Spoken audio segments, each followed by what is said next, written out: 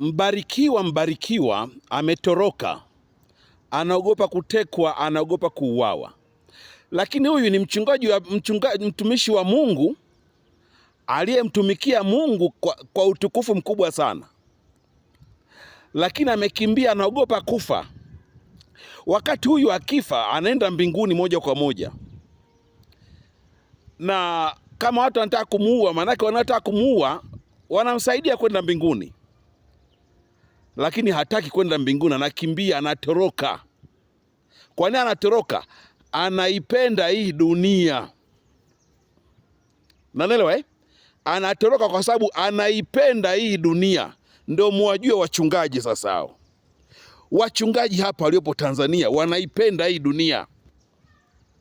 Ndio maana wanaogopa kutekwa, wanaogopa kuuawa. Dini jamani ni utapeli. Baba yenu Clemence Mwandambo nimemaliza.